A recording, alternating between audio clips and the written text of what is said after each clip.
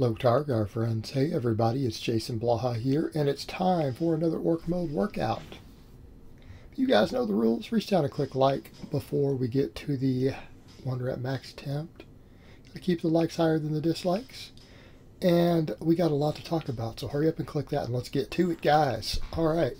I did 50 pounds of band tension today. I'm using a little less bands and chains because I want to get a little more weight on the bar, test where I'm at closer to the bottom. And as I ramped up, I was hoping I would do better than today. I'm actually happy with today.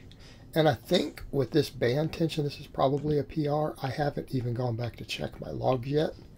But when I did the 295, I'm like, man, this felt really easy. I'm going to go for 315, and I'm hoping if 315 feels good, I can make another tiny bump. Which wasn't the case, because when you watch this, though, it's pretty fast. Just lock it right out. No problem. You know, good control, pop right up, right, no issues. When I got to the 315, it's really fast off the chest. It was a little grindy at the lockout. I really struggled with the last few inches against the band tension. But what's interesting is that I didn't slow at all until the band tension was near 100%. And people need to realize if you've never tested your bands, the band tension reaches peak tension quicker than you would think. It's faster than with chains. That's why it's different. When you max against bands or chains, it's totally different. Like, you'll be surprised how much different it feels. Because right there, I'm at peak band tension. Where the bar is slowing, I'm already at the full 50 pounds of tension. The lockout was hard, enough so that I realized that if I went up another 10 pounds, it would easily explode off my chest and probably would stick at the mid-range, and I would probably fail the lockout. So that was my max. Now, I'm happy with it, though. It felt good. But we look at that and go, man, what is that, delts, triceps? That's hard to call. I was fast off the chest. But I'm going to go with delts, obviously, because the lockout's a little bit tough. Maybe some tricep work, but we're doing a lot of tricep volume. And working on my stretch reflex stuff in high reps. So I'll keep doing that, but the focus needs to continue to be delts. Which, by the way, I'm getting a little better at gripping the bar the way that I want now. I have some new wrist wraps on the way. I want to get stiffer, longer wraps. I really am not using enough wrist wrap, and I've got to be honest with myself. I have small forearm bones, small wrists. Yes, I'm doing a ton of forearm work. Yes, we're building my arms up. Yes, I know it will help my bench press. Okay? But I'm one of those guys, I'm never going to have a good bench press without wrist wraps. All right, that's our structure. Like, guys watch me squat and stuff like, oh man, that's crazy. Okay, my lower body is not built the same as my arms. So we have to accept these things. We have to accept our strengths and weaknesses and say, okay, I really need more wrist wrap. I'm going to have to wrap my wrists up better. I really want to get the support that I want, in addition to continuing to really train the holy hell out of my grip and forearms. Okay, day in and day out. The beauty of it is that we can do that. And I'll talk about that more later. I had someone say, aren't they like cats? Aren't they genetic? Well, yeah, but that also means that they have a high volume tolerance. And it means they recover fast. It means I can train forearm stuff at a very high frequency. It's not like trying to train my quads here, guys. All right? You're not going to see me come in and do quads 5 days every week. That's just not going to happen. Not for me. So the difference here is that I can. But floor presses went pretty good today. They were challenging with this weight. For those curious, if you can't see the little micro plates, but some people ask, how much weight is that? 232.5 for a 3x10. And on the last couple sets, I brought the grip out of hair. It's still very much inside the rings. I will always train inside the rings. I would rather just keep my pinkies off the rings completely. About the midway mark. But felt like it felt good, right?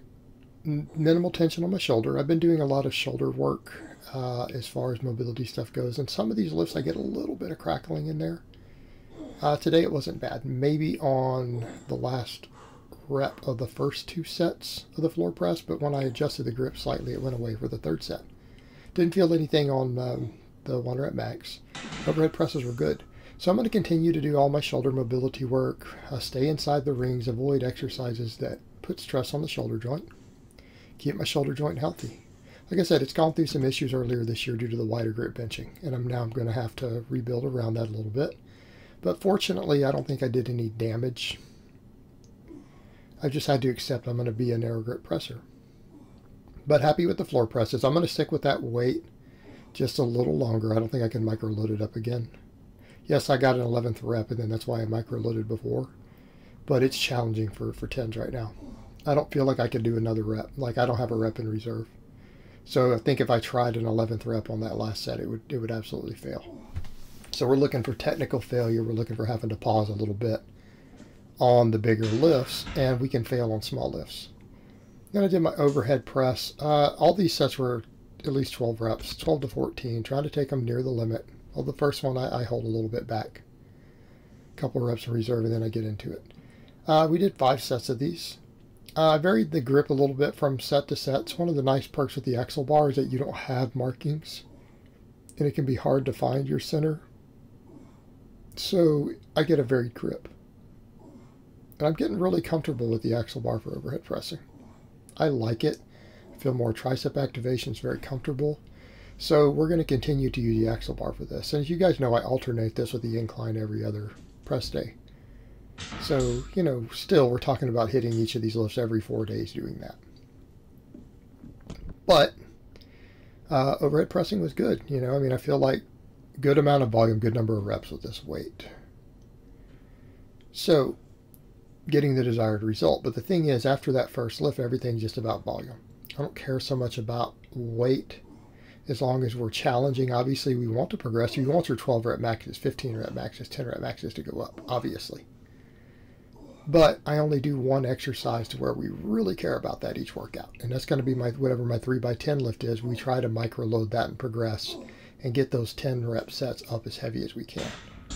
The other stuff is just about sheer training volume and fatigue with reasonably challenging weights. So, I mean, we try to rest pause a little bit, maybe take some of these sets to failure. If they're smaller lifts, we go all the way to failure. Because we can. Single joint exercises, failure's fine and probably preferable.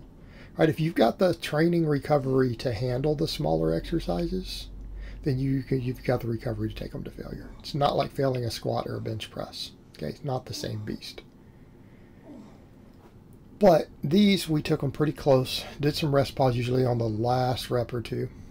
Some of these I'll take a little rest pause and try to grind out a couple more, you know, as we get further in. But everything was at least 12. Felt good. Felt good. Of course, some of it's making my neck a little uncomfortable today. You'll see me doing a little bit of like clicking a little bit. It's because my traps are pulling on my neck kind of hard today. No surprise though. I mean, that deadlift yesterday, which most of you saw, that clean 605 deadlift with a nice 3-second hold at the top, set it down under control. It did fatigue my back a bit. Like it fatigued my traps, my wreckers, all that's still a little fatigued today.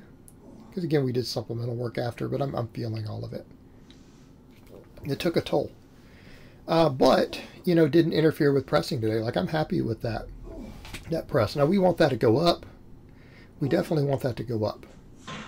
You know, and the only way that goes up is to get everything thicker.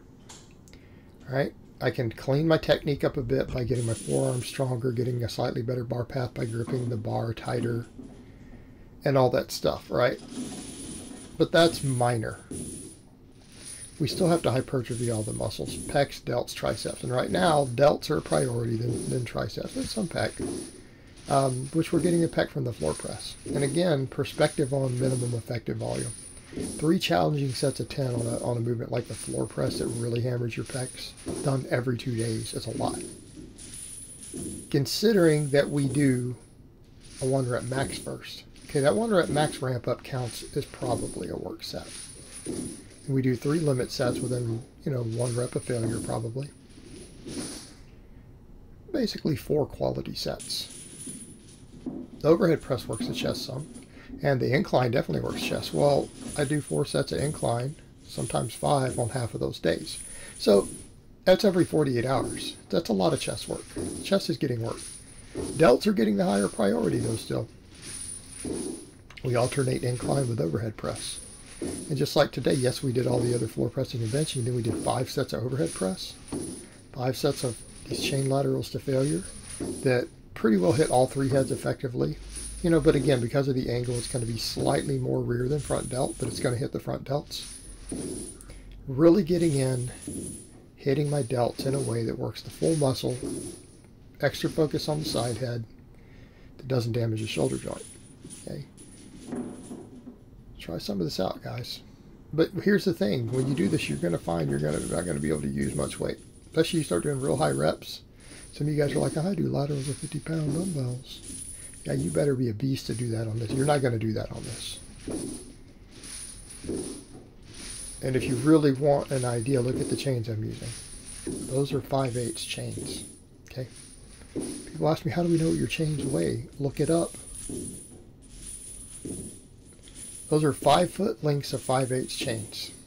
I don't have a lead chain on them. I just have those hooks, right?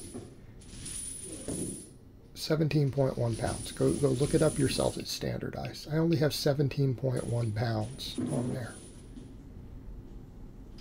Yet sets in the 20 to 23 rep range are failure.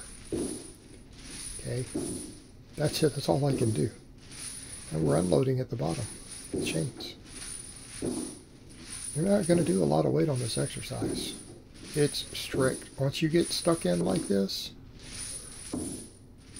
and you can't move or swing because you're laying at an angle, like a 45-degree angle on that bench, well, best of luck cheating.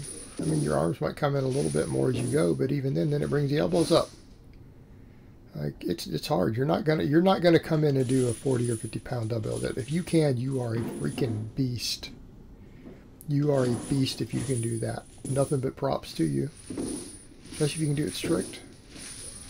But it's given the desired result. Obviously, I'm going to have to increase weight over time. Because now that we're getting every set to 20 plus, even my final set to failure, yeah, we could stand to increase it. But do I have to? No. Why? We want the volume. I'm trying to get a lot of volume on delts because I've never done it in the past. And it's the one thing I have avoided. And I've always generally had lagging delts.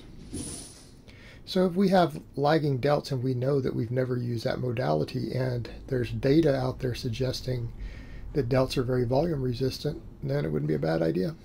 Let's do it.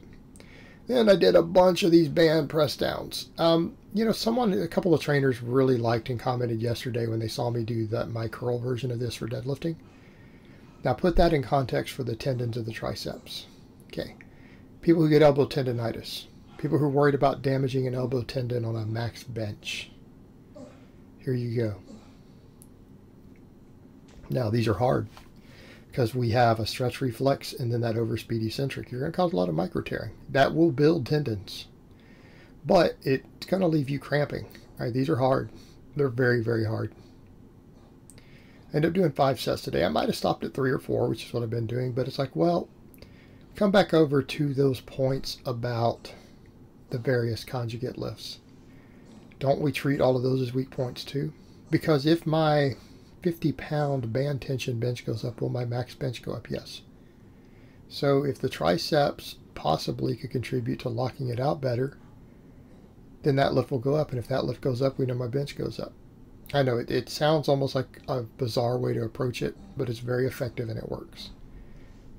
We make sure we get good at all of our various auxiliary lifts. We want those maxes to go up. We want the maxes to go up on everything. We want to get good at maxing out on all of our random movement patterns. Okay. We know delts are still my weakest link, so they get a higher priority. But come in and do all the tricep volume. They can handle it. And, you know, I'll come up with something for pecs. If my pecs start to become a weak link, I've got enough equipment. I could find a way to do chain flies or something if I had to. I can find a way to do something to do the same sort of stuff for my pecs if I have to. And we might have to eventually. Right now, it's not an issue. One day it might be.